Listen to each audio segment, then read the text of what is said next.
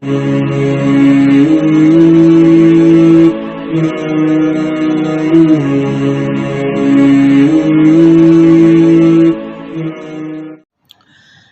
علیکم ورحمۃ اللہ وبرکاتہ۔ میں امید کرتا ہوں کہ آپ تمام ساتھی خیر و عافیت سے ہوں گے۔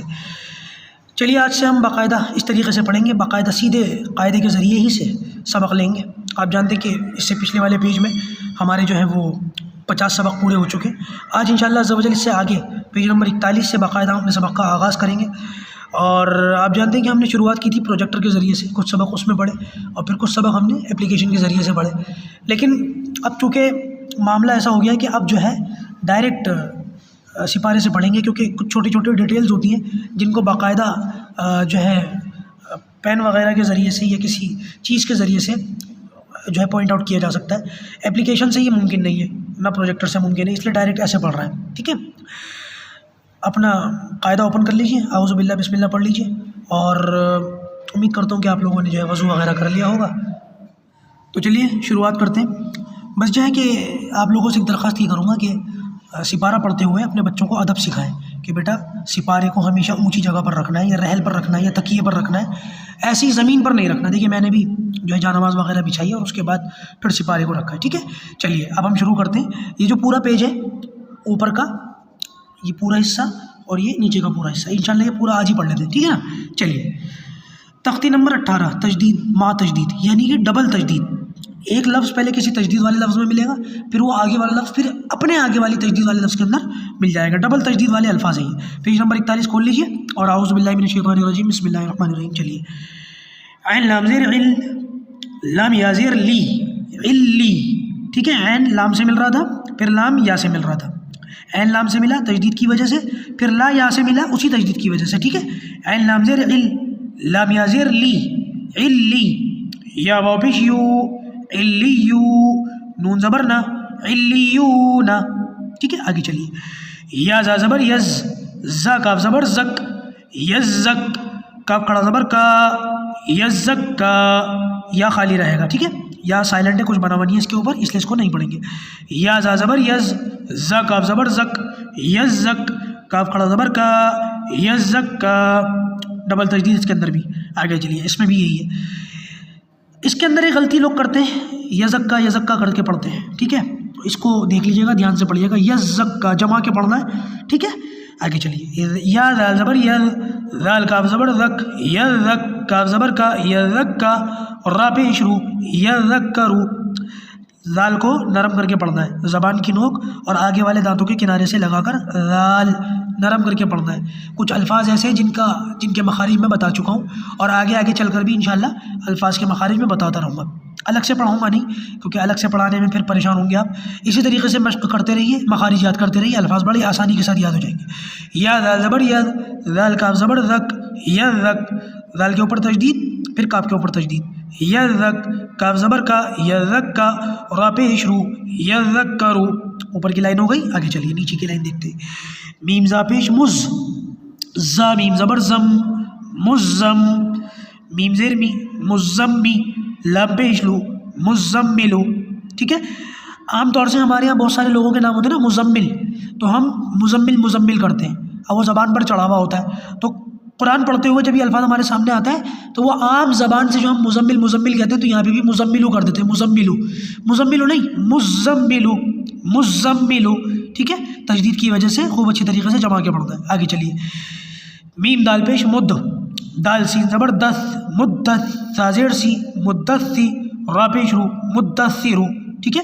یہاں پہ بھی ایسے ہی پڑھنا ہے، مدثرو، اس طریقے سے۔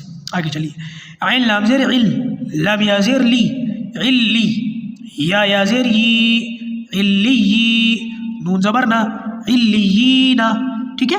پھر پڑھیے عین لام زیر عل، لام یا زیر لی، علی، یا زیر یی، علی، نون زبر نا، علیین۔ یہ تختی نمبر 18 ہم نے پڑھ لی، ڈبل تجدید والے الفاظ۔ چلیے تختی نمبر 19 بھی آج ہی دیکھ لیتے ہیں۔ تختی نمبر 19 مد کا بیان۔ مد کہتے ہیں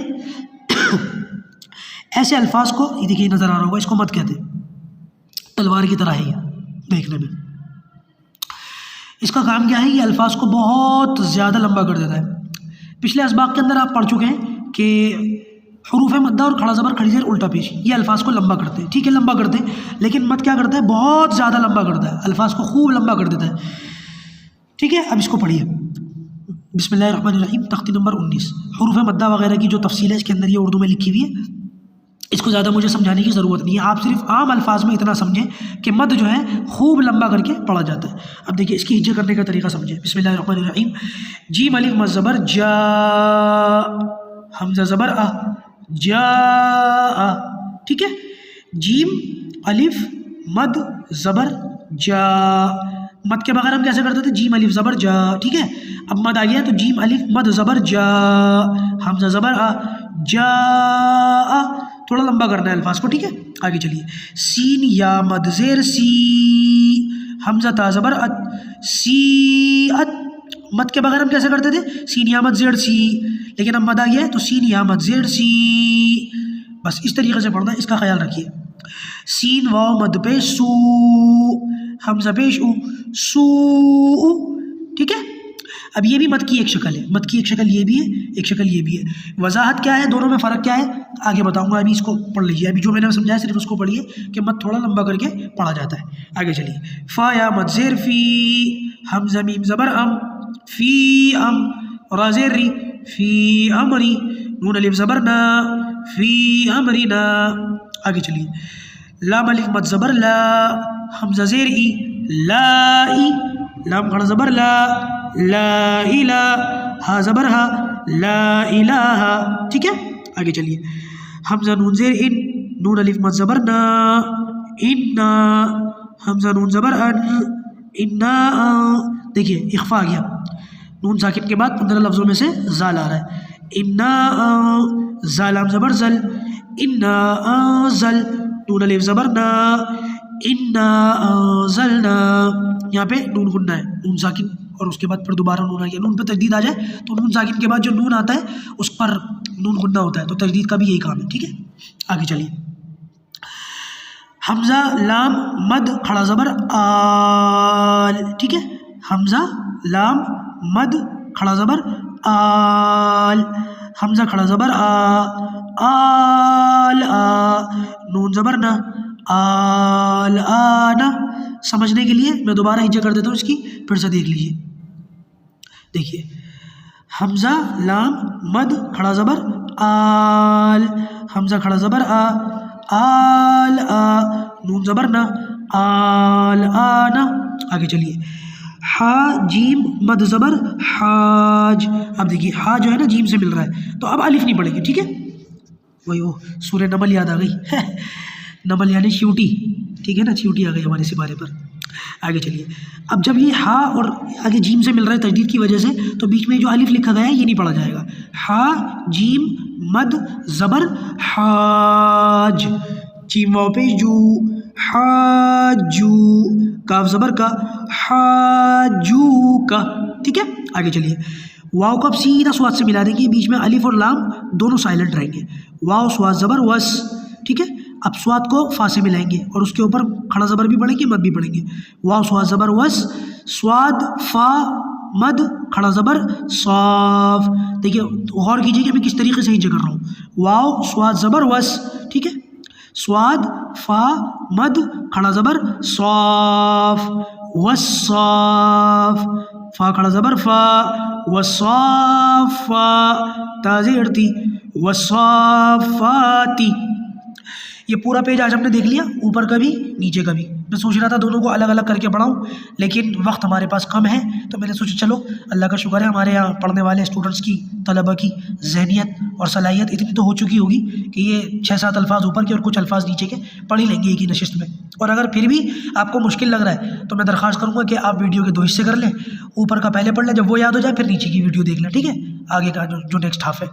اللہ تعالیٰ قرآن مجید کا پڑھنا ہم سب کے لیے بہت آسان فرمائے۔ السلام علیکم ورحمۃ اللہ وبرکاتہ۔